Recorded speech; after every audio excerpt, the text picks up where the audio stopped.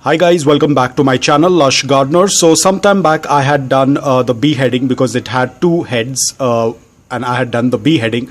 Now the reason I'm making the update videos separately is because this takes a very long time and I'm not even sure how long it can take for the progress to happen, and I do not have a lot of space to store in all of the videos. That's why I make the videos on the update basis because it's very uncertain whether the plant is going to make it through or not, but if it does, I always happen to give you an update.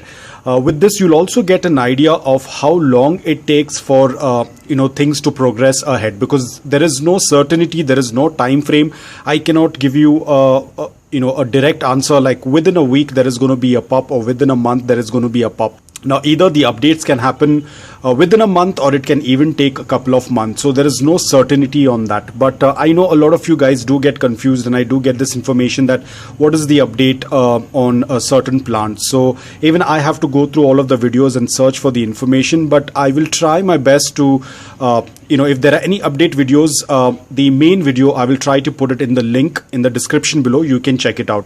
I will also put the link of how I separated the two crowns from this mother plant. So it's been quite some time that I had separated I had done the beheading. I will put the date on the right hand side. You will get a fair idea of how long it takes. But guys, again, this progress completely depends. It's not that if it has taken me a month, it might take the same time for you, because this all depends upon the environment and climate and the type of succulent you are doing a beheading. So it all depends upon that. So I will put the date because I'm not very sure while I'm making this video. I'm not very sure when did I cut this or when did I behead this mother plant. But so far it's looking fantastic. There is a good progress. This is the crown area and you can see this time there is only one pup, which is absolutely okay. And you can see these are all the scars that while I was cutting it, you can see the farina and everything was disturbed while I was doing the beheading. But there is one pup as of now, and you can see the pup is not growing. It does not have a continuous growth. It is growing in the side. That's how it usually tends to grow. That's why if you are planning to do a cutting of a mother plant, you have to understand that once the mother plant has been cut, you won't have that continuous growth. It is going to disrupt that rosette. So this is how the growth looks like on the mother plant, and these were the two heads that we had separated from the mother plant. So it was kept in coco peat. It hasn't been watered since they have been placed in this. It's just dry coco peat, and I can already see the roots over here. As you can see, the roots are already present. As you can see, healthy roots on the cutting. This one was the first one. Both of them are around 3 centimeters in diameter, and over here as well the second one is also rooted very well. So now I will be shifting them, because now that they have already rooted, the purpose of keeping them in coco peat is done. Now we are going to be treating them like adult succulents. So now I have an 8 centimeter pot and I'm going to be placing them. Now the roots are very fragile, so this is the same soil mix that I'm using, which is 80% of aquarium sand and 20% of filtered garden soil.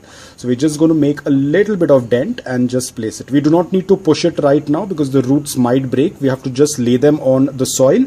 Eventually the roots will navigate in and they will get anchored to the soil. So right now we are just going to leave them as it is. If you feel that the roots are visible, you can cover them up with soil. Now the same process, we are going to keep it in indirect bright light. We will water after a week or so.